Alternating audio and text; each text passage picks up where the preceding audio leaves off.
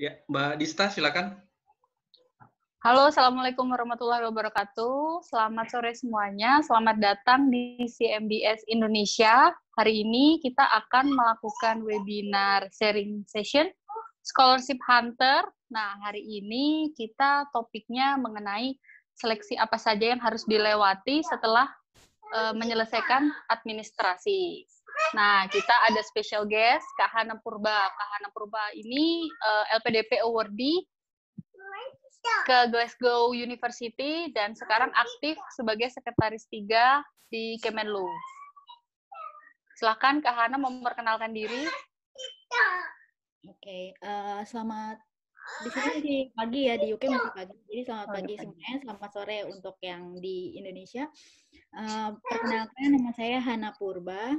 Kalau misalnya ada pertanyaan atau misalnya mau menyapa, panggilnya Hana aja, tapi biasanya teman-teman saya panggilnya Nai, itu sapaan akrab. Ya, kita kan nggak usah terlalu serius ya di sini ya, sharing-sharing sessionnya. Saat ini saya aktif sebagai Third Secretary di Kementerian Luar Negeri, tepatnya di Direktorat Kerjasama Sosial Budaya ASEAN. Kebetulan dari dulu memang saya lebih suka isu-isu sosial budaya, makanya ketika saya masuk ke Kemlu dan ditempatkan di unit, saya lebih memilih masuk ke Direktorat Sosbud. Untuk sekarang saya melanjutkan studi master saya di University of Glasgow, mengambil jurusan International Relations, MSc.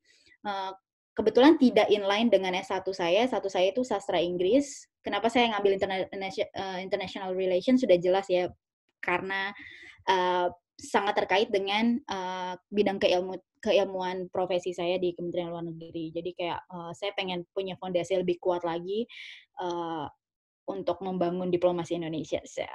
Cukup mulia bukan? Oke, ini mau langsung masuk ke materi atau gimana Mbak Dis? Perkenalan Bang Aryo lagi, Kak. Silakan Bang Aryo memperkenalkan diri.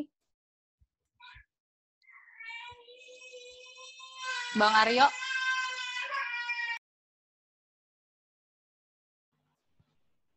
Halo, selamat sore. Halo. Selamat sore, Bang. Baik, sekali lagi saya ingin memperkenalkan diri. Nama saya Aryo Bagus Permono, dari awardee Fulbright tahun 2011. Saat ini saya bertugas di kantor imigrasi Soekarno-Hatta.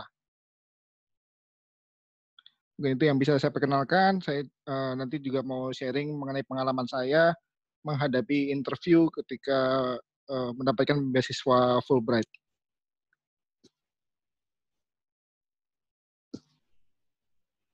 Oke, jadi nggak cuma dari LPDP aja, tapi kita juga sharing dari sisi Fulbright ya Bang ya. Oke, silakan langsung aja Kak Hana untuk menyampaikan bagaimana pengalamannya dulu waktu apply LPDP setelah administrasi selesai dan perjuangannya.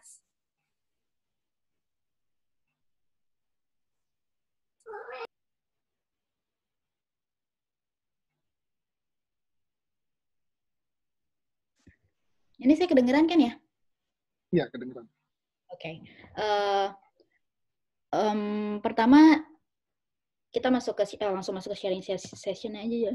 Jadi kenapa nih ada gambar seperti ini? Sebentar ya. Technical difficulty.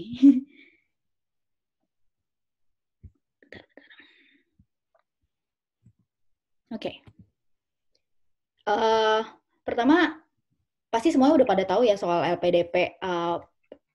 Tahap pertama kita seleksi itu adalah seleksi administrasi. Sebenarnya seleksi ini dibilangnya seleksi assessment online. Pas administrasi ini kan kemarin pasti udah pernah dibahas ya soal apa itu seleksi administrasi. Setelah kita lulus segala macam administrasi dokumen kita sudah lolos, itu biasanya kita langsung ada menunggu pengumuman tes kemampuan dasar. Itu semacam kalau misalnya di sini ada PNS atau ASN yang sudah pernah ikut CPNS, biasanya sama, hampir mirip-mirip lah, cuman somehow bedanya kalau menurut saya ini sedikit lebih susah daripada tes TKD, tes kemampuan dasar waktu saya daftar CPNS di Kementerian Luar Negeri waktu tahun berapa ya, 2014. Lebih susah tapi sedikit doang lebih susah. Nah, ini computer assisted test ini ada 3 jenis soal. Yang pertama adalah verbal, kemudian ada yang numerik, itu kayak soal matematika segala macam, tahu kan yang deret angka segala macam. Dan terakhir psikologi atau bisa dibilang ada tes kepribadian. Nah, kalau verbal ini campuran ya, ada yang Indonesia, ada yang bahasa Inggris. Waktu itu kalau saya sendiri, saya pribadi, sebenarnya nilai saya kebantu banget sama verbal ini. Kebetulan saya memang kan S1-nya base-nya anak sastra ya, anak bahasa gitu. Jadi ketika saya tes CAT ini, saya betul semua. Surprisingly, semua jawaban saya betul, dan itu membantu numerik saya. Karena memang saya tidak terlalu, gimana ya, matematika it's not my forte lah gitu. Jadi ketika numerik itu kayak saya nggak punya waktu belajar banyak waktu itu, saya cuma belajar beberapa jam sebelum besok tesnya. Saya baca-baca dari buku, biasanya kan pasti beli ya buku-buku CAT banyak kok di Gramedia, boleh sebut merek nggak sih ini? Di toko-toko buku itu banyak, pelajarin aja dan more or less soalnya sama, cuman saya melihat ada 1-2 soal yang bahkan kayak out of this world gitu loh. Saya bahkan waktu SMA IPA, tapi saya nggak pernah melihat soal itu ada dalam kelas saya diajarkan gitu. Jadi kayak, tapi itu paling 1 atau 2 soal yang emang susah banget, tapi sisanya tuh deret angka segala macam kayak gitu. Sebenarnya kalau dibiasakan, sudah biasa mengerjakan soal-soal CAT gitu, tes kemampuan dasar itu akan mudah lah gitu. Yang terakhir itu ada soal jenis yang tadi saya bilang tes kepribadian. Jadi mungkin kita mau dilihat kepribadian kita seperti apa. Jenis tesnya sama seperti tes psikotes biasa gitu. Kamu akan dikasih semacam pertanyaan, kemudian ada beberapa pilihan soal jawaban, dan itu setiap jawaban itu ada bobot nilainya. Sebenarnya tujuannya saya nggak tahu bagaimana cara menjawab ini dengan baik dan benar, tapi yang jelas jangan mencoba untuk impress, tapi benar-benar jawab sejujur-sejujurnya, karena ini memang maksudnya tes psikologi gitu ya, kelihatan kalau kita itu tuh kelihatan gitu. Kemudian terakhir itu kan masih dalam satu rangkaian yang sama. Setelah kita selesai CAT, semakin cepat kita nyelesain CAT, semakin banyak waktu kita untuk menulis esai on the spot. Kalau nggak salah itu ada beberapa tema yang diberikan untuk essay on the spot. Tips dari saya cuma satu, perbanyak baca isu-isu terkini. Itu nggak cuma isu-isu terkini doang, tapi yang kedua adalah isu-isu yang dari dulu sampai sekarang masih relevan. Misalnya kayak waktu saya itu, saya dapat soal penanganan,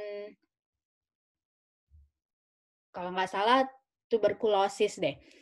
Jadi kayak gimana sih, kan itu masih jadi ongoing cases yang masih angka-angka tuberkulosis itu kan masih tinggi, dan kebetulan saya punya background soal, karena di direktorat saya menangani soal kesehatan di ASEAN, tapi jadi saya punya sedikit banyak background, dan sebelumnya juga saya banyak baca-baca. Literally saya cari semua informasi apapun yang terkait dengan isu-isu yang lagi dibahas sama yang dari dulu masih relevan.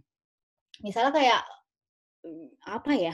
Selain isu-isu kesehatan, isu-isu ketahanan pangan, kayak apapun tuh bisa jadi soal gitu. Jadi nggak ada salahnya untuk baca sebanyak-banyaknya berita, nggak cuma dari berita, blog orang. Kalau misalnya kayak ada juga kan yang kadang males ya baca-baca berita gitu, kayak aduh terlalu capek ngeliatin berita. Bisa juga kayak misalnya kalian, kalau kebetulan saya masih aktif di Twitter, jadi di Twitter itu kan banyak orang yang juga suka sharing-sharing ya. Jadi kalian butuh follow orang-orang yang tepat, yang suka sharing-sharing informasi.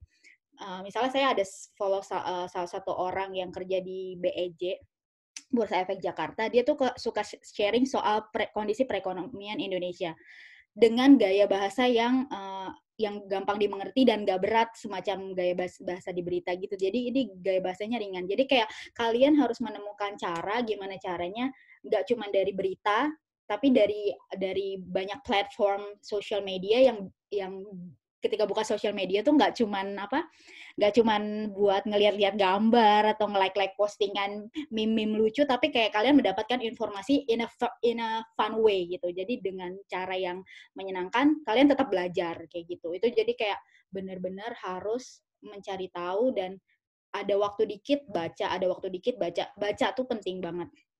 Kemudian berikutnya setelah ada menulis essay on the spot itu kan kita tinggal nunggu pengumuman kita lolos ke tahap berikutnya apa enggak. Bedanya saya kan waktu itu seleksinya tahun 2018. Ketika seleksi itu kan setelah selesai kita keluar nih ngerjain TKD sama setelah selesai nulis essay on the spot, kita langsung nunggu tuh. Jadi kita bisa lihat hasil apa namanya? Berapa nilai yang kita dapat. Makanya saya bisa tahu nilai verbal saya benar semua, karena itu langsung ada di screen gitu. Jadi benar-benar transparan. Waktu itu numerik saya benar-benar kayak mungkin hanya benar 50-60% dari total soal. Nah, makanya saya bilang, saya terbantu oleh verbal. Verbal saya benar semua, jadi bisa kayak ngekatrol mungkin ya. Tapi setahu saya, walaupun LPDP tidak menyebutkan adanya, apa sih namanya, kita bilangnya passing grade ya. Tapi setahu seingat saya itu teman-teman pernah diskusi ya. Kita dulu ada LPDP itu ada Telegram gitu, join semua orang yang sedang tes LPDP masuk situ untuk sharing news.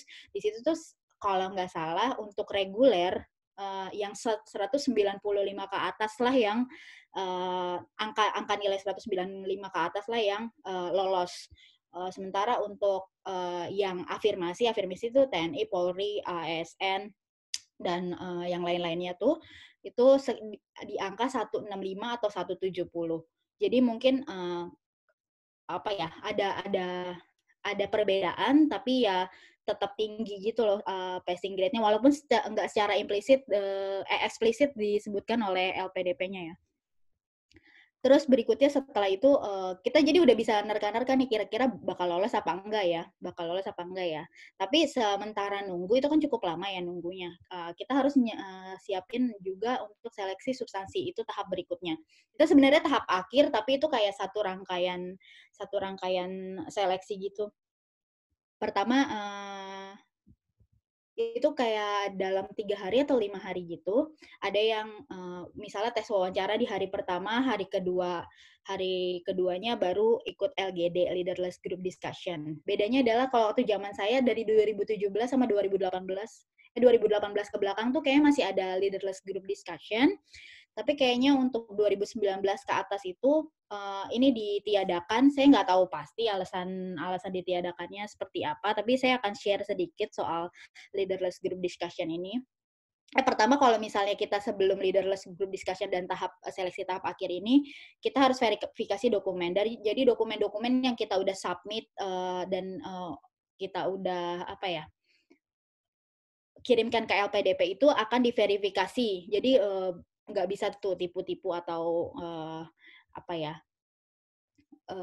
memalsukan dokumen segala macam, itu bakal ketahuan. Jadi bawa semua dokumen, jangan sampai ada yang nggak dibawa. Setelah verifikasi dokumen itu kan cuman kayak verifikasi biasa. Setelah verifikasi dokumen yang tadi Leaderless Group Discussion, sebenarnya ini salah satu tes yang cukup menantang juga ya, kalau menurut saya. Cukup ibaratnya terberat kedua. Saya lebih memilih mengerjakan tes kemampuan dasar yang CAT tadi dibandingkan dengan Leaderless Group Discussion, karena kita nggak tahu what's coming gitu, apa yang akan datang. Kita bakal dikumpulin dalam suatu ruangan sama 5 atau 6 atau 7 orang calon awardee lainnya, dan kita nggak tahu latar belakang mereka, benar-benar baru kenal mereka di situ. Dan ketika masuk ruangan, kita ada kertas tertutup gitu berisi topik yang akan kita bahas. Jadi kita akan ngomong, akan ada yang moderatorin, akan ada sisanya tuh kayak terserah ngatur sendiri mau satu-satu ngomong atau mau voluntarily ngomong. Itu benar-benar yang ngatur sendiri on the spot di situ langsung. Nah, tips saya walaupun misalnya nanti di 2020 ini nggak ada, tapi kayak it's worth to know aja bahwa seleksi LPDP tuh lumayan ketat waktu zaman 2018 ke bawah itu. Waktu saya itu kebetulan dapat topiknya soal migrant workers, pekerja migran Indonesia. Kalau saya ini sekalian saya cerita pengalaman pribadi juga ya. Jadi saya waktu tes LPDP itu yang tes tahap akhir yang wawancara itu, saya benar-benar tidak punya waktu untuk belajar, untuk kayak baca-baca apapun, karena kebetulan tahu sendiri ya kalau teman-teman ASN pasti banyak tugas, banyak dinasnya segala macam, dan kayak membagi waktu untuk antara pekerjaan dan persiapan seleksi itu bukan hal yang mudah. Nah, itu salah satu yang harus kita persiapkan adalah waktu. Kita harus punya waktu untuk mempersiapkan seleksinya. Tapi kebetulan waktu itu saya benar-benar tidak punya waktu karena memang di kantor tuh kan orangnya sedikit ya, dan harus dinas. Ketika itu saya harus dinas ke Manila, dan saya benar-benar tidak punya waktu untuk menyiapkan LGD dan wawancara ini. Jadi selama di perjalanan aja paling sambil baca, itu kuncinya tuh menurut saya dari semua tahapan ini adalah banyak baca. Kalau misalnya nggak baca ya udah bakal ketinggalan dari yang lain. Nah, kebetulan saya waktu itu beruntung. Kalau menurut saya jadi kayak ada faktor luck-nya juga, karena topik yang saya dapat adalah soal pekerja migran Indonesia, which is saya saat ini bekerja di Direktorat Kerjasama Sosial Budaya ASEAN. Subdit saya menangani salah satu isunya adalah migrant workers itu sendiri. Jadi it's already at the back of my mind gitu loh, semua informasi soal itu. Jadi saya bisa cuap-cuap, saya disuruh ngomong 2 jam soal pekerja migran Indonesia pun saya akan bisa cuap-cuap gitu. Nah, yang saya agak-agak miris adalah teman-teman yang tidak familiar. Kayak misalnya waktu itu saya satu grup dengan ada dia daftarnya lewat jalur prestasi, dan dia olahragawan. Orang yang tidak familiar sama sekali. Mungkin dia tahu, tapi dia tidak bisa dong menyebutkan kayak kebijakan-kebijakan pemerintah Indonesia, terus langkah-langkah yang sudah diambil untuk proteksinya, terus hukum-hukum yang ada, terus gimana usaha di tingkat regionalnya, segala macam kayak gitu. Itu mereka pasti nggak akan bisa sebutkan. Itu yang menjadi kayak added value saya, karena saya udah punya segala informasinya, jadi saya bisa cuap-cuap banyak gitu. Nah, itu jadi ketika seleksi ini benar-benar kita tuh nggak bisa nebak soal atau topik apa yang bakal keluar, makanya tidak ada salahnya untuk kita memperbanyak pengetahuan. Sebenarnya nggak mesti yang sampai thoroughly tahu segala macam isu sampai ke akar-akarnya, tapi kayak at least punya decent knowledge gitu. Di tahap inilah, di tahap nggak mesti sampai tahu semua hal sampai kebijakan segala macam, tapi at least hal-hal yang perlu diketahui dan bisa bikin kita kelihatan mengerti soal topik itu gitu. Dan jangan juga ngarang, jangan terlihat kayak karena pengen ngomong jadi ngarang-ngarang terus kelihatan so tahu. Mendingan ngomong apa yang kita emang tahu, ya udah that's it gitu. Terus jangan terlalu dominan. Kalau saya baca-baca dan sharing-sharing sama teman-teman juga, jangan terlalu dominan juga, jangan kelihatan kayak pengen menguasai forum gitu. Jadi kita harus kasih kesempatan ke teman lain juga untuk bicara. Waktu saya pribadi, walaupun saya tahu banyak hal dan seperti saya bilang, saya bisa ngomong banyak soal pekerja migran Indonesia, tapi waktu itu karena ada 1-2 orang yang benar-benar saya tahu persis mereka nggak bisa kontribusi dalam percakapan tim ini, karena emang mereka nggak punya knowledge soal itu. Tapi kita tuh kayak usahakan mengencourage gimana, would like to hear your opinion, bla bla. Jadi kita mengencourage orang lain, dan apapun yang dia sampaikan kita tiktokin gitu loh. Jadi kita saling bantu, jangan cuman kayak pengen menonjol sendiri dalam suatu tim itu. Karena kan toh biar bagaimanapun kita sama-sama pengen lulus LPDP kan. Terus tapi setahu saya di 2019-2020 ini nggak ada LGD, itu cuman kayak sharing aja waktu zaman saya gimana, itu tahun 2018.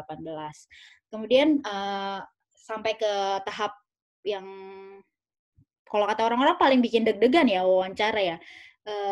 Deg-degan. Kalau saya mungkin karena saya udah pernah tes CPNS sebelumnya, jadi kayak tes LPDP ini pas tes wawancaranya menurut saya ya saya nggak deg-degan yang gimana-gimana banget, deg-degannya itu cuma benar-benar pas ketika mau masuk aja gitu. Kan itu dalam satu ruangan besar gitu, saya waktu itu seleksinya wawancaranya di STAN, jadi ketika mau masuk, ketika dipanggil namanya, itu baru kayak langsung kayak baru masuk ke, baru ala bawah sadar saya baru, oh ya nih saya bakal diwawancara nih sama orang-orang penting gitu, sama orang-orang hebat. Itu baru kayak, sebelumnya saya kayak bener-bener relax, karena jangan dipikirin, kunci pertama tes wawancara atau tes apapun adalah jangan nervous dan kayak just do your best aja gitu, kayak kalau emang rezeki, saya orang yang selalu percaya bahwa kalau rezeki itu nggak bakal kemana. Sebesar apapun kita berusaha, kalau nggak rezekinya nggak aja. Jadi kayak percuma kalian nervous kalau nggak rezeki ya udah gitu. Tapi diusahakan kayak minum yang banyak, terus kayak waktu saya sambil nunggu tahapan wawancara itu, saya kenalan sama teman-teman dari teman-teman yang lain yang mau wawancara. Jadi kayak ketika kita ngobrol sama orang, kita kan lupa nih sama nervousnya kita gitu. Jadi kita bisa kenalan, perbanyak relasi gitu. Pas kita kenalan tuh kan kita ngobrol-ngobrolin hal-hal yang ternyata dia ada mutual friend sama kita apa segala macam. Jadi ngobrolinnya bukan tahapan seleksinya, justru ngobrolin hal-hal yang lain supaya mengurangi ketegangan kita. Nah, ketika masuk ke tahap wawancara, pas udah masuk tuh bener-bener penting banget untuk sebelum masuk ke dalam ruangan untuk tarik nafas sedalam-dalamnya, terus kayak buang, terus kayak ngomong ke dalam diri, ke diri sendiri bahwa iya lo pasti bisa gitu. Cuman kayak ya udah sama tanemin dalam otak kita semua tuh sebelum wawancara adalah dia sama-sama another human beings gitu. Kayak they're just another human beings. Karena kalau kita misalnya ngelihat, oh ini dia psikolog, oh dia nih dekan ini, oh dia profesor ini, oh dia orang BIN, kita tuh pasti langsung yang kayak intimidated gitu. Tapi kalau kita melihat mereka sebagai just another human beings, pasti kita kayak lebih relax, lebih lebih ngerasa ngobrol sama temen. Nah, pas wawancara ini kebetulan saya itu kan ada 3 ya. Nah, pertama akademisi, waktu itu saya lupa saya diwawancara sama siapa, tapi dia dekan salah satu universitas negeri di Indonesia, tapi saya lupa. Nah, yang kedua itu ada psikolog, yang ketiga adalah orang BIN. Yang menarik dari wawancara saya adalah justru dia yang pertama akademisi ini menanyakan soal kenapa sih ini pertanyaan standar banget, kenapa kamu memilih universitas ini untuk kuliah gitu. Waktu itu sebenarnya waktu saya daftar LPDP saya pilihan pertama saya ada University of Edinburgh, tapi saya nggak mendapatkan LOE dari Edinburgh karena jurusan S1 saya tidak linear. Jadi Edinburgh itu tidak mengizinkan kalau jurusannya itu tidak linear, kayak sama sekali tidak relevan dengan HI gitu, S1 saya. Jadi makanya mereka tidak bisa memberikan saya LOE. Nah, tapi kan waktu di rencana studi saya bikinnya waktu saya apply LPDP di Edinburgh waktu itu. Jadi saya menjelaskan, yang saya kasih tahu ke mereka bukan hal-hal yang kayak wah-wahnya University of Edinburgh, bukan yang kayak, oh ya itu udah jelas ya masuk US University Ranking, terus kayak, oh jurusan ini ranking ini secara global, secara di UK rankingnya segini, itu kan udah hal-hal yang biasa ya. Tapi satu yang sepertinya membuat impress si Bapak akademisi yang menanyakan saya ini adalah saya menjawabnya, saya memilih Edinburgh karena Edinburgh is the most safest city in the whole UK. Jadi kayak salah satu kota paling aman di United Kingdom.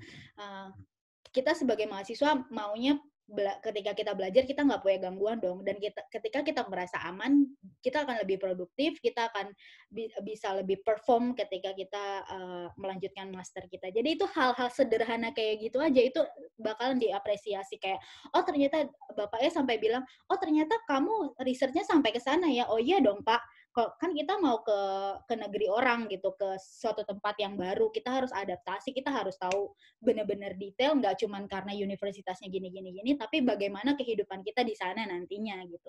Jadi menurut saya dia impress karena saya menjawab hal yang di luar kayak university rankingnya segala macam, itu yang udah biasa dijawab orang-orang. Yang kedua ketika dengan psikolog, ibunya, waktu itu ibu-ibu ya yang interview saya, itu benar-benar menanyakan gini, pertanyaannya, gimana kalau misalnya nanti kamu itu kan perempuan, kamu itu kan perempuan dan harus eh, pandangan kamu gimana sih soal perempuan yang melanjutkan education, perempuan yang berkarir semacam kayak gitu. Nah, yang saya sampaikan adalah saya benar-benar sharing berdasarkan pengalaman pribadi saya. Saya bilang kan ayah saya sudah meninggal dan ibu saya itu kayak single parent. Saya bilang saya berada dalam keluarga yang wanita bisa berdiri dengan kedua kakinya sendiri tanpa bantuan laki-laki gitu. Jadi saya percaya bahwa wanita bisa mengejar mimpinya sampai semanapun dan tetap bisa menjadi ibu yang baik. Saya langsung contohkan seperti mama saya tetap bisa menjadi ibu yang baik tapi tetap bisa bekerja untuk kayak menghidupi keluarga ya. Jadi kayak itu dikaitkan, apalagi psikolog ya. Psikolog tuh benar-benar kayak nggak bisa ditipu lah. Kita benar-benar kayak ceritakan aja apa yang menjadi pengalaman kita, jawab sejujur-jujurnya, jangan coba untuk mengimpress dengan melebih-lebihkan atau mengurang-ngurangi, tapi benar-benar jadi apa adanya gitu. Terus, sama penting banget untuk kita tahu rencana jangka panjang dan rencana jangka pendek yang kita punya. Karena itu akan menjadi salah satu pertanyaan yang mungkin ditanyakan dalam wawancara. Jadi jangka pendeknya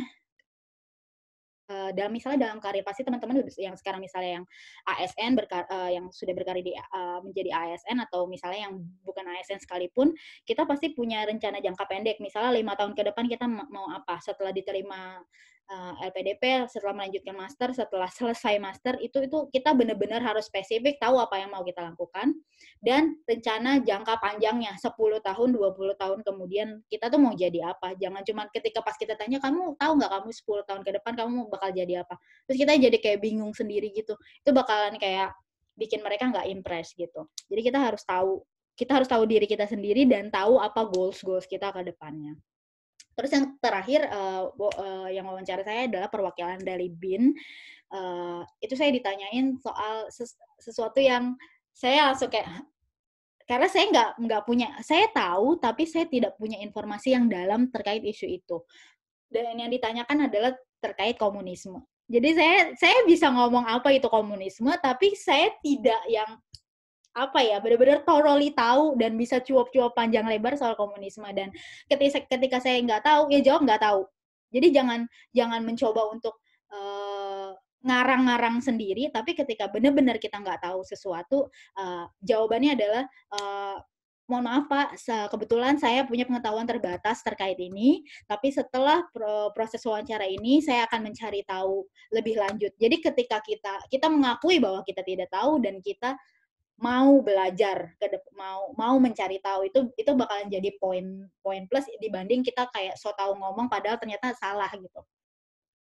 Kemudian saya juga ditanyain soal, itu penting banget tuh tahu soal pilar-pilar kebangsaan gitu-gitu loh. Jadi hal-hal soal undang-undang dasar, terus undang-undang di Indonesia kayak gitu-gitulah, pertanyaan-pertanyaan kayak gitu itu penting banget diketahui. Nah, itu tuh kayak tahap akhir. Setelah itu ya udah tinggal nunggu hasil ya, pengumuman tes substansinya bakalan jadi awardee LPDP atau tidak. Jadi yang jelas sebentar. Yang jelas kalau udah do your best, benar-benar let God do the rest gitu loh. Nah, Mbak Dista, ini saya masih punya waktu untuk ke slide berikutnya. Iya, Kak, silakan. Nggak apa-apa, Kak. Lanjut ya. Bentar. Oke, ini kan untuk daftar LPDP itu kita diharuskan membuat 2 dokumen. Yang pertama adalah kontribusiku untuk Indonesia, atau yang bisa dibilang personal statement atau apa ya istilahnya tuh. Sebentar.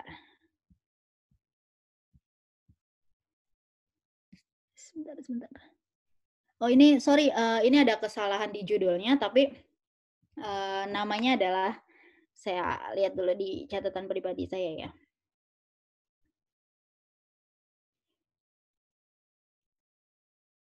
Ini namanya pertama statement of purpose. Yang kedua baru rencana studi. Ini yang saya tampilkan di layar ini namanya statement of purpose atau bisa dibilang judulnya adalah kontribusiku untuk Indonesia. Pasti kalau yang udah pernah tes LPDP familiar dengan dokumen ini. Yang perlu banget ada dalam dokumen yang kita mau buat ini adalah pertama hal yang paling dasar adalah alasan kita memilih perguruan tingginya, terus bidang studi, jurusan, disiplin keilmuannya. Paling relevan sih ngomongin kalau ngomongin alasan memilih perguruan tinggi adalah ya karena rankingnya ya di QS University Ranking dia rankingnya segini, terus jurusan ini rankingnya segini. Terus kenapa harus disiplin keilmuannya itu? Kalau saya pribadi waktu itu saya memilih perguruan tingginya karena dia masuk dalam 100 besar perguruan tinggi di dunia, World University QS University Ranking. Terus jurusannya juga masih masuk 100 besar. Jadi itu akan menjadi pertimbangan LPDP bahwa oh ya ternyata yang dia mau daftar nih bagus gitu untuk studi masternya. Terus kalau jurusan sama disiplin keilmuan itu kalau untuk ini kan saya dari afirmasi ya. Jadi untuk ASN sendiri kalau ingin membuat statement of purpose ini harus ngomongin disiplin keilmuan yang kita ambil ini harus relevan dengan karir profesional yang sedang kita ambil. Makanya kenapa saya ngambil HI, karena saya saat ini berkarir di Kementerian Luar Negeri gitu. Jadi memang inline dengan disiplin keilmuan yang saya ambil, inline dengan profesional karir saya ke depannya. Yang jelas, yang kedua adalah relevansi dengan kebutuhan institusi. Kenapa kita harus ngambil ini? Ya, kalau saya jelas ya, karena HI itu sangat relevan dan untuk diplomasi Indonesia ke depannya. Karena S1 saya jelasin di situ, S1 saya sastra Inggris, which is saya belum punya fondasi yang cukup. Secara praktikal, mungkin saya bisa belajar gitu ya di lapangan, sambil jalan belajar di lapangan gitu. Tapi secara keilmuan gitu, secara akademis, saya juga harus punya fondasi yang kuat tentang keilmuan ini. Kemudian yang ketiga adalah kalian juga harus menuliskan rencana waktu perkuliahan, terus kayak SKS per semesternya, itu benar-benar harus dikasih tahu gitu, kayak benar-benar harus detail. Saya akan mulai perkuliahan di September, kalau di kita kan di UK itu rata-rata mulainya di September ya. Jadi mulai di September ya kapan, terus berapa mata kuliah yang akan kalian ambil, itu SKS-nya berapa, terus itu dari awal, dari semester 1 sampai semester akhir itu benar-benar harus detail. Kemudian ini penting banget juga disertakan topik disertasi dan manfaatnya. Jadi ketika kalian daftar LPDP, karena kalau misalnya kayak di Indonesia gitu kan along the way ketika kita udah belajar baru kita kepikiran untuk oh iya deh nanti disertasi atau skripsinya mau nulis ini. Tapi kalau misalnya ketika kalian daftar LPDP, kalian tuh udah tahu udah harus tahu at least topiknya. Nggak mesti kayak judul lengkapnya, tapi kayak topik yang kalian interested dan menurut kalian ini bakalan jadi sesuatu yang bermanfaat untuk institusi dan untuk nggak cuma institusi tapi kayak di level nasional atau bahkan internasional gitu. Jadi kayak dari situ LPDP bakal ngelihat oh ya nih anak udah tahu, udah jelas tahu apa yang dia mau tulis gitu. Itu akan jadi kayak nilai tambah. Kemudian tuliskan juga kelebihan dan kekurangan kamu. Karena penting banget untuk menuliskan kelebihan dan kekurangan. Mungkin kebanyakan orang-orang nulis dalam esainya tuh kelebihannya. Kalau kelebihan tuh nyari-nyari kelebihan tuh banyak banget nyari-nyari kelebihan kita. Kayak achievement yang kita udah punya, apa yang kita pernah lakukan selama hidup kita itu banyak banget. Tapi kalau ketika kita menulis kekurangan, itu yang jadi tantangan tersendiri. Karena ketika kita nulis kekurangan, kita tuh kayak harus merefleksi diri kita. Saya kurangnya di mana ya gitu. Tapi jangan cuma menuliskan kekurangan buat nunjukin bahwa kamu tuh punya kekurangan. Tapi ketika kalian menuliskan kekurangan kalian, tuliskan juga cara yang kalian gunakan atau efforts yang udah kalian lakukan untuk menutupi kekurangan ini atau untuk mengeliminate kekurangan yang ada pada kalian ini. Jadi kayak ini kayak menunjukkan bahwa oh ya berarti orang yang menulis ini paham betul bahwa dia punya kekurangan dan dia mau mencari cara atau mau berusaha untuk menjadi lebih baik atau untuk menutupi kekurangan tersebut gitu. Nah itu bisa apa ya? Bisa menjadi cara juga untuk mengimpress gitu untuk membuat essay kalian terlihat impresif gitu. Terus perlu juga ditulis rencana kegiatan lain di luar perkuliahan. Misalnya kayak di kampus-kampus gitu kan biasanya ada kayak tutoring atau misalnya ada ya BEM-nya gitulah ya. Mungkin kalau kalian ingin join, ya namanya juga rencana ya. Kalian tulis aja saya akan aktif ini. Dan nggak cuman di kegiatan perkuliahan doang, tapi misalnya di luar perkuliahan. Misalnya kayak saya ingin menjadi involved di kepengurusan PPI misalnya. Jadi kayak oh ya nih anak berarti nanti ketika keluar negeri, sekolah di luar negeri, nggak cuma belajar doang, tapi dia kayak memperluas networking-nya. Terus dia juga seimbang gitu, ya nggak cuma akademis tapi non akademisnya juga diseimbangkan. Kemudian kalau rencana studi itu sendiri, kalian penting juga memasukkan anggaran biaya studi. Kan bisa dilihat ya sebenarnya berapa anggaran yang dibutuhkan gitu, biaya hidup. Kalian bisa survei kebutuhan biaya hidup kayak bukan sewa rumah, student accommodation berapa, terus kayak berapa biaya yang kalian perlukan untuk kuliah, terus kayak ntar selama hidup di sana tuh misalnya kayak kalian akan ikut seminar apa segala macam, itu semuanya dirinci aja, jadi kelihatan bahwa kalian sudah siap gitu untuk kuliah di luar negerinya itu. Terus ini ada beberapa tips untuk membuat rencana studi. Pertama yang tadi saya bilang, tuliskan latar belakang dan alasan melanjutkan pendidikan ke jenjang yang lebih tinggi. Ini bisa latar belakang dan alasan ini bisa bersifat profesional sama yang pribadi. Yang profesional itu kan bisa ngomongin soal oh ya membangun institusi, membangun Indonesia bla bla bla, bisa kalian bisa cuap-cuap banyak di situ. Tapi ada juga yang misalnya alasan personal, saya ingin misalnya menjadi orang yang lebih berguna, karena menurut saya dengan cara ini saya bisa begini. Jadi kayak dibikin lebih personalized gitu. Kemudian sebutkan achievement, yang tadi saya bilang nyari achievement tuh banyak banget, jangan cuma soal akademik tapi non akademik. Misalnya kayak ekstrakurikuler, riset, kayak misalnya kayak kalian ternyata pandai menari gitu, menari jaipong, itu tuliskan aja. Nah, dan itu bisa menjadi poin plus kalian, misalnya kalian bilang kalian bisa nari jaipong. Terus nanti ketika kalian melanjutkan master, kalau misalnya ada kesempatan untuk promosi kebudayaan Indonesia, saya akan melibatkan diri saya dalam kegiatan tersebut. Jadi kayak untuk mempromosikan Indonesia. Jadi kelihatan bahwa kalian tuh punya kontribusi nggak cuma di akademik, tapi di non akademik untuk memajukan Indonesia gitu, untuk promosi Indonesia di luar negeri. Itu hal kecil, tapi itu bermanfaat banget kan untuk promosi Indonesia. Terus kayak riset-riset yang udah pernah kalian lakukan. Terus kayak misalnya kayak hal simpel kayak misalnya kalian bisa bela diri, kalian belajar taekwondo. Saya ikut ekstrakurikuler taekwondo. Kalian bisa hubungkan itu ke ketika saya belajar di luar negeri.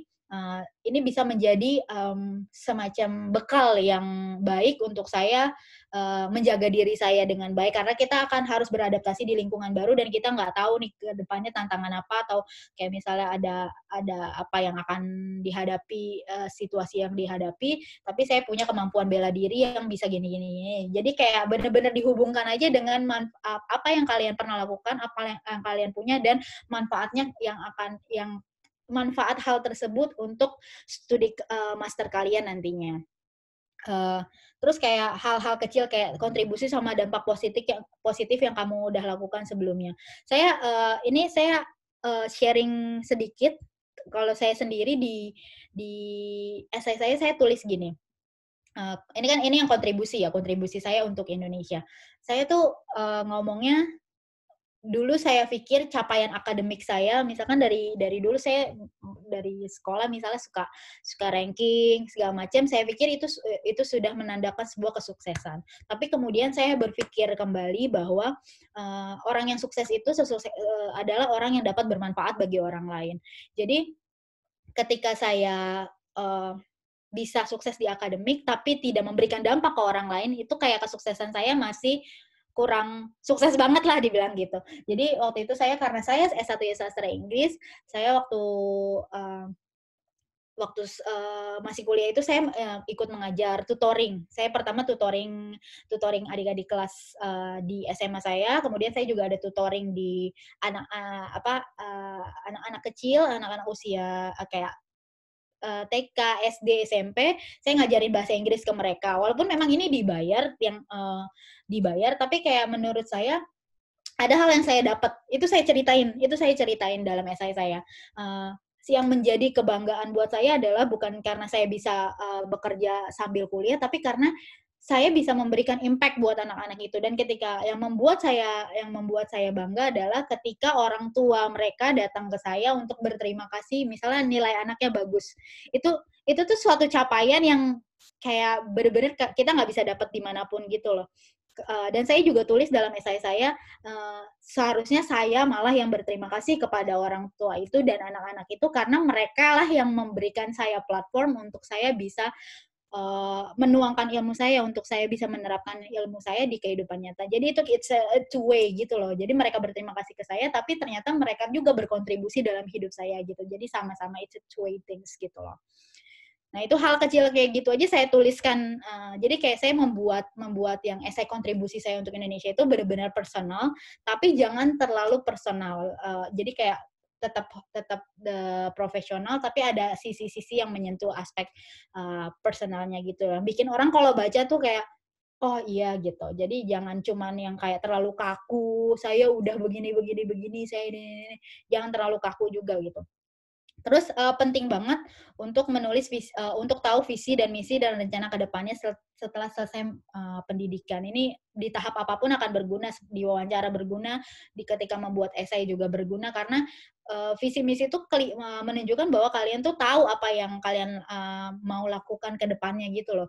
Jadi ketika sudah menyelesaikan master, ya udah ternyata ya udah nih, udah cuman karena pengen mengejar gelar, nggak cuman sekedar itu gitu, tapi apa yang kalian dapat itu bisa menjadi bekal untuk kehidupan kalian pribadi, terus untuk lingkungan kalian, untuk institusi, untuk Indonesia, bahkan untuk dunia internasional. Terus hal yang tidak boleh dilakukan itu menulis tidak sesuai fakta, karena gimana ya, biar bagaimanapun ketika kita mendaftar apapun itu, mendingan kita terlihat biasa-biasa saja dibanding harus terlihat luar biasa padahal ternyata tidak sesuai fakta. Jadi just be honest aja, kalau memang capaiannya segitu, tapi bikin itu relevan dengan apa ya, dengan sesuatu yang menurut kalian itu membanggakan dan bisa berguna buat orang lain. Kayak misalnya, saya juga menuliskan loh dalam kontribusi saya untuk Indonesia itu, saya ngomong gini, dulu saya waktu kuliah tidak hanya ngajar yang tadi saya bilang, tapi saya juga pernah menjadi sales promotion girl. Karena saya bukan datang dari keluarga yang sangat mampu gitu, yang bisa every weekend jalan-jalan sama teman-teman, tapi saya tuh harus cari uang tambahan untuk ya at least buat nutupin biaya fotokopi atau untuk ya hal-hal kecil tapi itu dibutuhkan gitu loh. Nah, saya pernah jadi self promotion girl, saya tuliskan di situ, tapi nggak cuma sekedar itu. Itu mungkin buat orang lain kayak sepele, tapi apa yang saya dapat dari menjadi sales promotion girl adalah saya bertemu dengan banyak orang, saya mengenal karakter orang, belajar untuk membaca karakter orang lain, dan ini akan menjadi ilmu sesuatu yang berguna ketika saya melanjutkan master. Jadi saya lebih adaptif karena saya sudah kayak lebih banyak mengenal karakter orang, bisa lebih adaptif, bisa tahu how to handle situation gitu. Jadi kayak sesuatu yang menurut kalian biasa, kalian bisa membuat itu menjadi luar biasa karena akan bermanfaat dan berdampak bagi perjalanan kalian ketika mengambil master. Gitu aja sih, kayaknya saya udah terlalu banyak ngomong ya, udah terlalu panjang. Siap Kak. Kak Hana, makasih. Ada yang mau disampaikan lagi nggak Kak? Kalau nggak ada nanti langsung lanjut ke Bang Aryo. Langsung lanjut Bang Aryo, silakan.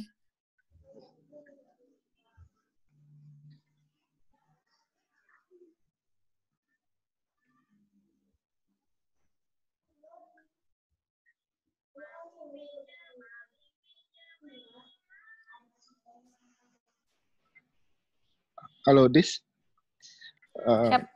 Tadi ada yang mau nanya, kayaknya ada yang raise hand, mau dijawab dulu pertanyaannya atau langsung saya sambung dengan sharing yang mau saya bagi atau gimana? Langsung sharing dulu aja kayaknya Bang ya? Langsung sharing dulu aja, oke. Iya, baik. Sharing dulu aja. Selamat sore rekan-rekan, terima kasih untuk waktunya. Seperti biasa, seperti yang sesi-sesi sebelumnya, di sini saya hanya melengkapi yang sudah disampaikan karena narasumber-narasumber yang kebetulan saya duet nih, anggapnya duet, main Kak Galus, sekarang dengan Mbak Hana, itu udah menjelaskan panjang lebar, terus sangat detail sekali. Jadi saya cuma sekedar berbagi sedikit pengalaman saya. Dan kebetulan saya punya latar belakang yang hampir sama dengan Mbak Hana. Jadi latar belakang S1 saya juga sastra Inggris. Dan ketika saya memutuskan untuk mengambil beasiswa Fulbright, itu jurusan yang saya ambil juga tidak linear. Karena saya mengambil Business Administration. Jadi itu semua hal yang baru juga buat saya. Jadi saya betul-betul memulai dari nol. Bagaimana seperti yang tadi sudah dijelaskan, bagaimana menulis statement of purpose itu betul-betul jadi saya betul-betul from the scratch lah pokoknya, betul-betul dari dasar banget. Nah, itu sangat relate sekali sama yang tadi sudah disampaikan Mbak Hana. Terus yang ingin saya sampaikan pada rekan-rekan di sini, tadi sebelumnya kan saya sudah membagikan sedikit yang di sesi-sesi sebelumnya terkait proses administrasi. Jadi sekarang saya mau fokus sama proses wawancara. Jadi yang mau saya bagi di sini adalah do's and don'ts ya. Jadi apa yang harus rekan lakukan dan yang jangan sampai kejadian. Karena pengalaman saya hampir membuat blunder terbesar dalam proses wawancara karena kurangnya persiapan. Jadi waktu itu posisi saya masih bekerja dan saya baru mendapat undangan interview itu 1 hari sebelum waktu interviewnya. Jadi waktu itu saya buka email, jadi besoknya saya suruh berangkat untuk interview di Fulbright. Nah, ketika saya berangkat, saya merasa saya sudah mempersiapkan semuanya. Jadi saya sudah cukup pede. Oke, persiapan saya sudah cukup. Jadi setelah pulang kerja, saya langsung book flight, saya langsung terbang. Di sana saya sudah nyampe di hotel, saya merasa saya sudah well prepare. Tapi ketika saya mau mempersiapkan untuk interview besokan harinya, saya baru menyadari saya ternyata tidak menyiapkan hard copy untuk apa yang mau saya presentasikan untuk hari itu. Wah, itu paniknya luar biasa. Jadi udah hampir jam 12 malam ya, saya nyampe di hotel. Saya nggak pegang sama sekali hard copy yang besoknya saya presentasikan. Itu udah malamnya udah nggak mungkin untuk ngeprint di mana udah nggak ada. Nah itu saya nganggap, aduh, sia-sia dong saya kesini terus cuma untuk sekedar wawancara tanpa ada persiapan yang matang. Tapi untungnya buat saya itu juga jadi blessing in disguise. Jadi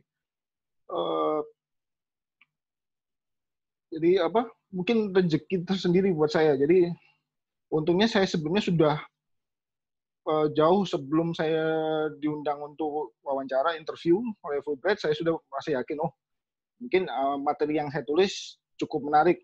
untuk mereka. Jadi mereka memberikan undangan. Jadi itu sudah saya persiapkan jauh-jauh sebelumnya. Nah, ketika proses wawancara sama seperti Mbak Hana tadi, itu saya juga nervousnya luar biasa. Itu mungkin salah satu proses wawancara terberat yang pernah saya alami dari sekian wawancara kerja, terus sidang skripsi, itu mungkin wawancara Fulbright itu yang paling berat karena ketika di dalam itu sama kita dihadapkan oleh beberapa interviewer. Jadi satu orang moderator dari Aminef, terus setelah itu satu orang psikolog, satu orang profesor dari salah satu universitas di Indonesia, dan 2 orang profesor dari universitas di Amerika. Wah, itu saya nervousnya setengah mati. Jadi sebelum interview sama saya juga sharing-sharing dengan rekan-rekan, ya apa ya, saya kok bukan kompetitor, saya nganggapnya ini teman-teman sama-sama scholarship hunter. Saya sharing gimana sih cara ngadepin interview ini nanti. Terus ada teman yang malah nambah beban saya juga. Jadi coba pastiin nanti interviewnya duduk apa berdiri. Karena nanti beda. Wah, itu malah bikin panik lagi. Saya udah nggak pegang hard copy, nggak ada apa, ibaratnya saya nggak pegang senjata lah untuk menghadapi orang-orang yang nantinya ada di hadapan saya. Nah, tapi saya itu cukup dari diri. Terus dari hasil sharing itu saya, saya udah ibaratnya sudah mempersiapkan materi yang saya tulis, yang saya ajukan ke Fulbright ini udah jauh-jauh hari. Saya cukup berdaya diri. Jadi ketika interview, sama seperti yang disampaikan Mbak Ana, jangan coba untuk melebih-lebihkan apa yang sudah kita tulis sebelumnya. Meskipun waktu itu saya ya agak ngebluff ya, jadi ada sedikit yang saya sampaikan ke mereka, oh ini loh yang bisa saya berikan kontribusi saya nantinya ketika saya kembali sesuai dengan statement of purpose yang saya tulis. Jadi kontribusi saya nanti cukup berpengaruh untuk paling tidak untuk komunitas yang ada di sekitar saya. Saya bisa giving back ilmu yang nantinya saya peroleh sekembalinya dari pendidikan itu. Terus apa lagi ya? Mungkin ada sedikit perbedaan kalau Mbak Ana dibilang jangan maaf, ada persamaan, jangan over exaggerated ya. Jadi ini kebetulan sebelum interview saya berada di samping, jadi saya bisa melihat proses interview rekan sebelum saya. Dia kadang nggak fokus, dia memang coba impress kepada interviewer. Jadi interviewernya baru menanyakan mengenai, oh Anda ini dari Purwokerto. Dia langsung menjelaskan, oh Purwokerto ini. Padahal interviewernya tidak membutuhkan informasi itu. Jadi ibaratnya kita diberikan waktu nih oleh interviewer. Kalau tidak salah waktu itu untuk kita dibatasi maksimal 30-45 menit untuk setiap prosesnya ya.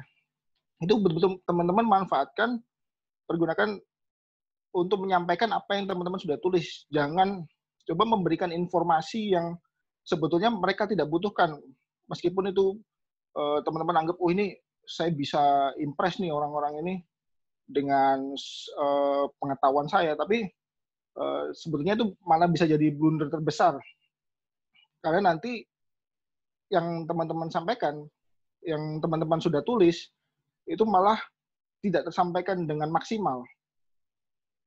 Kalau saya waktu itu betul-betul fokus to the point apa yang saya tulis, karena ya itu tadi kebetulan saya tidak membawa senjata saya ibaratnya ya.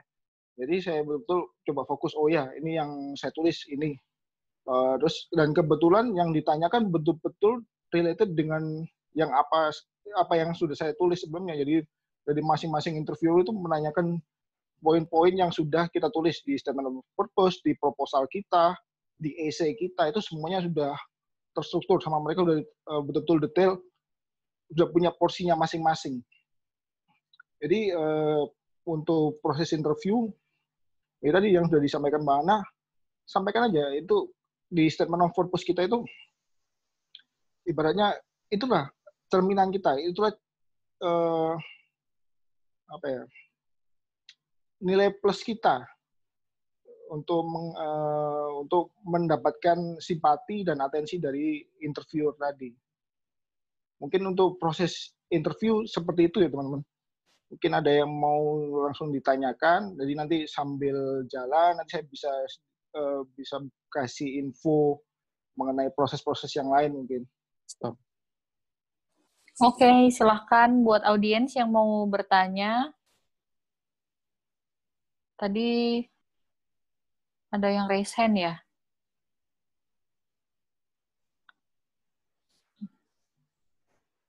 Kalau belum ada, saya mau nanya dulu nih ke Kak Hana.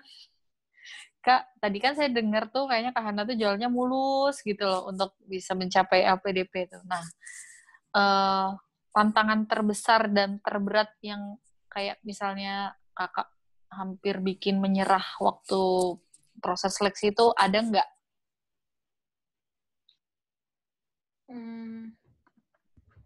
Kalau berat banget sih kayaknya nggak ada hal yang nggak bisa kita lalui gitu ya. Jadi kayak kita harus punya mindset bahwa semua hal tuh sebenarnya bisa kita lalui, tergantung kita tuh mau berusaha atau enggak. Cuman sebenarnya kalau orang-orang mikirnya kan di tahap wawancara tuh yang paling deg-degan ya. Kalau saya pribadi justru di tahap-tahap awal.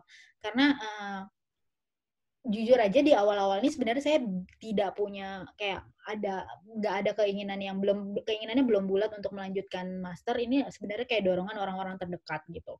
Jadi ketika saya nyoba cari ke LPDP pun itu sebenarnya kayak persiapan awal saya itu kurang, apalagi di tes kemampuan dasar yang saya bilang, karena walaupun saya waktu SMA-nya tuh jurusannya IPA, tapi sebenarnya saya tidak terlalu into sesuatu yang numerik gitu, sesuatu yang hitung-hitungan segala macam, itu sebenarnya it's really not my forte gitu. Jadi tantangan paling besar saya adalah ketika saya tetap harus berurusan dengan hal-hal numerik itu, saya harus tetap belajar soal-soal, kayak harus kembali belajar seperti saya waktu mau daftar CPNS. Dan ya itu mau nggak mau kan, karena itu akan tetap ada dalam soal gitu. Kalau kita mau fokusin semuanya di verbal, bahasa segala macam juga tidak akan cukup, karena tetap aja setiap bidangnya tuh numerik ada benchmarknya sendiri, semuanya tuh ada benchmarknya. Karena kalau misalnya kita fokusin ke sini yang ininya ternyata down, nggak bisa dikatrol juga gitu. Jadi sistemnya tuh bukan yang sistem katrol yang bisa semuanya dikatrol, tapi harus melewati passing grade tertentu gitu. Walaupun tidak secara eksplisit ya disebutkan, tapi kita kayak tahu aja bahwa kita tuh harus mempersiapkan itu dengan baik. Dan menurut saya tantangan terbesar adalah ketika saya kan ibaratnya udah di zona nyaman ya, sudah bekerja gitu.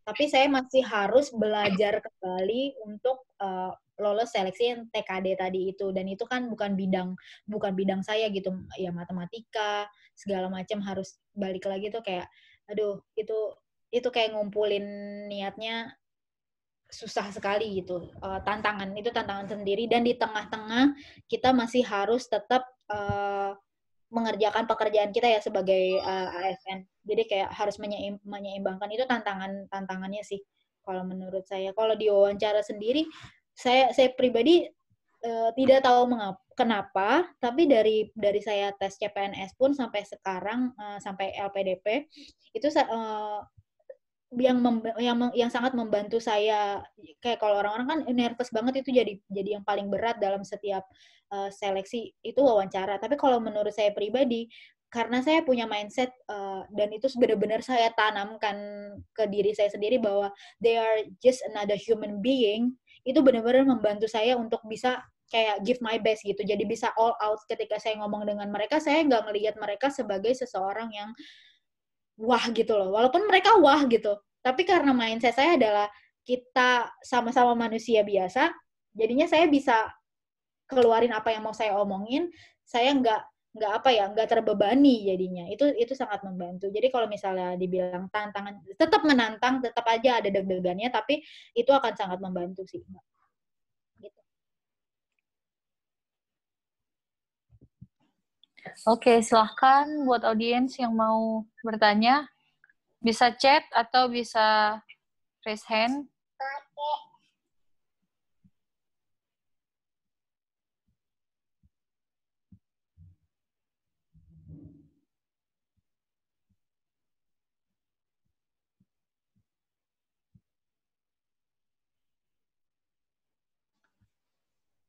Kak, untuk keseluruhan proses dari administrasi sampai pengumuman lulus itu jangka waktunya berapa bulan, Kak? Kayaknya yang lama tuh waktu di pengumuman terakhir kali ya.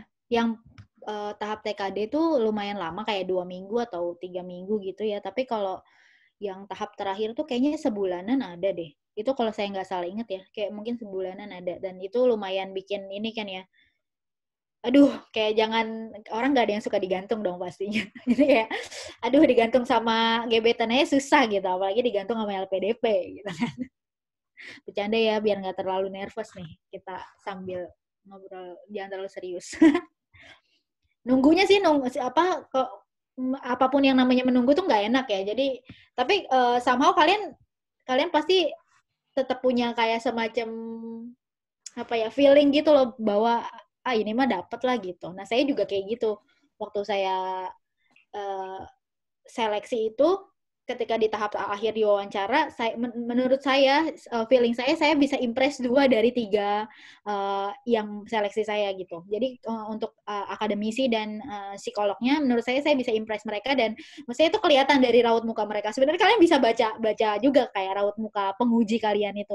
Kalau misalnya mukanya sudah tidak interested dengan apa yang kalian omongin, mendingan kayak kalian move on ke topik lain daripada kalian pursue tetap dengan topik yang sama gitu. Jadi kayak belajar juga ngelihat air muka si pewawancaranya ini gitu. Tapi jangan intimidated by air muka, misalnya kayak mereka nggak peduli. Itu ada juga kan pewawancara yang kayak diam, terus kayak ngelihat kalian gitu doang, kayak tidak tertarik. Kalian jangan terintimidasi juga gara-gara wah dia kayaknya nggak tertarik nih, apa gue kurang menarik, ya enggak, tapi kayak tetap aja menjadi apa ya, tunjukin bahwa kalian tuh percaya diri, kalian percaya bahwa kalian worth the scholarship gitu. Jadi tanemin di dalam diri kalian bahwa ya saya tuh awardee LPDP banget, ini calon awardee LPDP banget, siap banget untuk menjadi calon awardee LPDP, walaupun misalnya saya diwawancaranya dengan kayak mereka tidak terlihat tertarik dengan apa yang saya omongin gitu. Tapi jangan cuap-cuap segala macam dari A sampai Z, padahal udah kelihatan pewawancaranya tuh udah nggak interested dengan apa yang kamu omongin gitu. Nah, itu boleh menambahkan dikit? Boleh, Bang. Tapi ini ada banyak penanya nih, Bang. Mau ditanggapin dulu. Tanggapin dulu ya. Boleh. Nih ada 2 nih. Dari Brilian Kanimurah Rai. Mau bertanya, pemilihan studi apakah harus sesuai dengan kebutuhan pegawai UPT? Misalnya UPT sedang membutuhkan pegawai di bidang pascasarjana admin publik, maka kita akan diberikan izin tugas belajar apabila mendaftar pada studi tersebut. Lalu yang kedua, salah satu persiapan yang harus dilakukan adalah biaya. Bagaimana peraturan mengenai take home pay pegawai Kemenkumham yang sedang tugas belajar? Ini Bang Aryo ya, yang soal nomor 2 kayaknya ya. Tanya nomor 2 ya. Boleh. Khusus Kemenkumham kan. Terus, oke, mau ditanggapin dulu apa langsung dirangkum aja nih? Ada 2 nanya dari Taruna. Untuk Fulbright, nah ini Bang Arya nih. Apakah calon peserta yang pernah menerima beasiswa dengan jenis yang lain dari Aminef tetap dapat mengikuti seleksi tersebut? 2, jika jurusan yang dipilih tidak linear dengan strata 1 karena demand yang ada. Oh, ini pemilihan jurusan nih pertanyaannya. Boleh. Okay. Mbak Hana dulu yang mau jawab yang pertama. Mengenai pemilihan jurusan tadi. Pemilihan jurusan apakah harus sesuai dengan kebutuhan pegawai? Gitu. Kalau di Kemenlu gimana, Kak? Di Kemenlu sendiri kita tidak pernah di apa ya, spesifik kita harus ngambil jurusan seperti ini itu tidak ada kalau di Kemenlu sendiri. Jadi pemilihan studinya itu as long as it's relevant with the diplomacy atau international relations, segala sesuatu yang berhubungan dengan itu silahkan gitu. Atau misalnya mau lebih spesifik isu-isu yang kita misalnya memang misalnya saya atau ada senior saya yang memegang isu migran misalnya, nah dia spesifik soal membahas soal studi migrants. Atau misalnya ada senior saya juga yang dia tertarik dengan isu kawasan, walaupun misalnya dia saat ini di ASEAN, tapi dia karena dia bisa bahasa Korea dan memang S1-nya HI, sudah HI gitu, sudah anak HI, jadi dia lebih mengerucut lagi, dia ambilnya studi kawasan Asia Timur.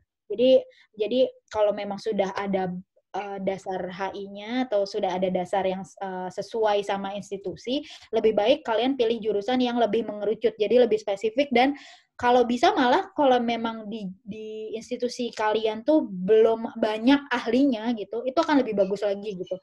Ambil jurusan yang memang kalian tertarik, itu pertama adalah tertarik.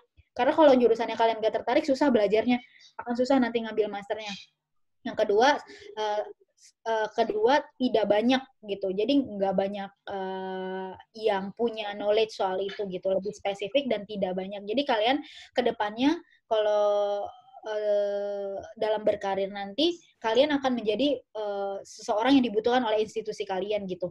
Jadi ilmu yang kalian punya itu berguna dan lebih ilmu spesifik ini adalah sesuatu karena ilmu ini nggak semua orang punya di institusi kalian, hanya segelintir orang yang punya. Dan itu menurut saya bakal jadi bekal yang bagus banget, nggak cuma buat LPDP, tapi buat karir kalian ke depannya. Bukan cuma buat personal institusi, tapi buat personal gain kalian juga. Jadi kayak yang penting tuh bukan hanya kebutuhan pegawai, tapi kebutuhan institusi, dan cari jurusan yang lebih mengerucut gitu, lebih spesifik. Itu dari saya sih, Mbak. Oke, kalau dari Bang Aryo, tadi masalah pembiayaan, Bang. Sama yang sudah pernah dapat beasiswa dari Aminef, apa bisa dapat Fulbright? Oke. Saya jawab yang mengenai pembiayaan dulu ya. Kebetulan dulu saya sebelum di Soekarno-Hatta, saya di Surabaya, di bagian kepegawaian. Mengenai tunjangan, ya untuk tugas belajar, kalau saya tidak salah, itu ada,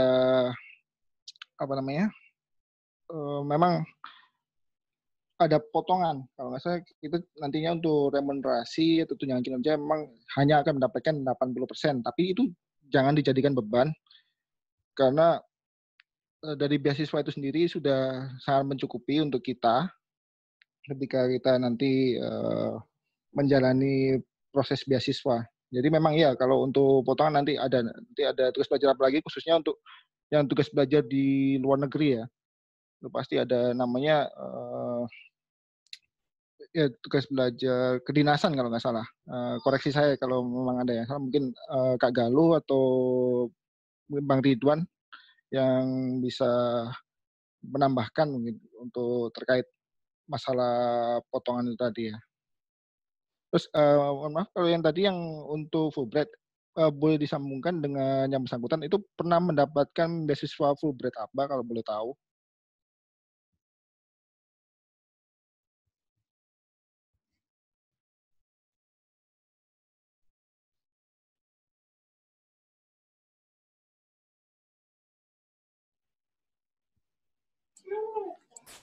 Rizky, silakan. Rizky.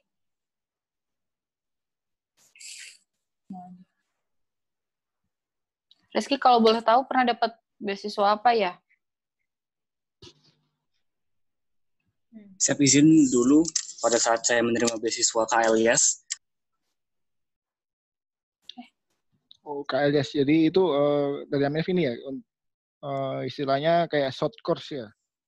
Siap, karena dulu saya pernah menerima beasiswa dari Department of State dengan program Kennedy Luger Youth Exchange Student. Seingat saya itu salah satu pembiayaan dari program Aminef. Siap, terima kasih Pak.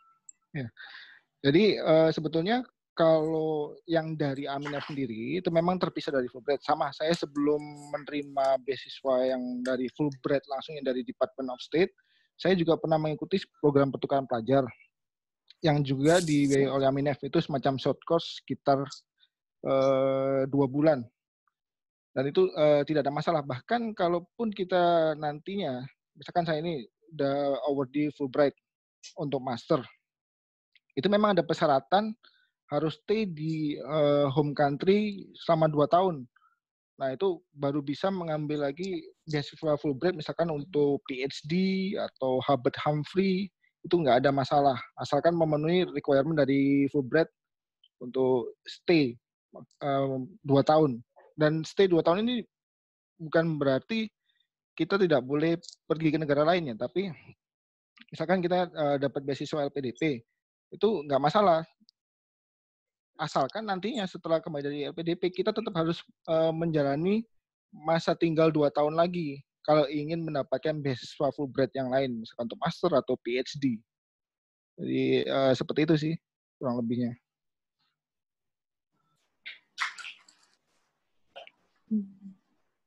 Jadi misalkan si Rizky ya, Rizky nanti mau ancang-ancang nih ambil master, itu kalau sebelumnya sudah pernah dapat itu, misalkan di program di KLDS itu tidak ada persyaratan yang misalkan harus 2 tahun, ya nggak ada masalah. Jadi misalkan baru kembali dari United States dengan visa J1 misalnya, terus mau ambil master, itu sama sekali nggak ada masalah. Oke, ini mau lanjut pertanyaan apa udahan nih Bang? Udah lewat 13 menit nih kita. Oh gitu. Saya sih bebas, karena dari hostnya, dari moderator, terus dari rekan-rekan lain juga. Kalau boleh sih sedikit menambahkan aja ya, terkait yang tadi proses wawancara. Saya setuju banget sama Mbak Hana terkait ketika proses interview, ya jangan nervous, terus pastikan bahwa apa yang disampaikan jelas, terus buat mereka tertarik. Dan dari pengalaman saya sendiri waktu itu, bukan over PD ya, waktu itu ada salah satu profesor itu, bahkan ketika saya sudah selesai presentasi, saya keluar dari ruangan, saya sudah mau turun, dia lari dari belakang. Terus tahu-tahu dia ngajak saya salaman. Terima kasih tadi udah presentasi, semoga kamu nanti bisa bertemu saya lagi.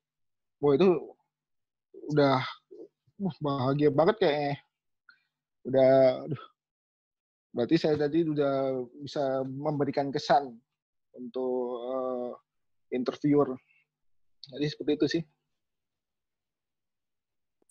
Oke, dari Kak Hana ada yang mau ditambahkan? Mungkin pesan-pesan buat teman-teman sekalian.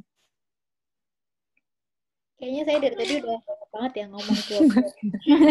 Kayak udah terlalu detail. Cuman ya satu sih kuncinya adalah baca banyakin baca dimanapun kapanpun. Kalau misalnya kayak lagi di angkot sekalipun, waktu saya ya pengalaman saya waktu di angkot sekalipun saya baca berita dari yang sudah relevan sampai yang relevan sekalipun, itu bakalan jadi sesuatu yang bermanfaat nantinya buat seleksi gitu.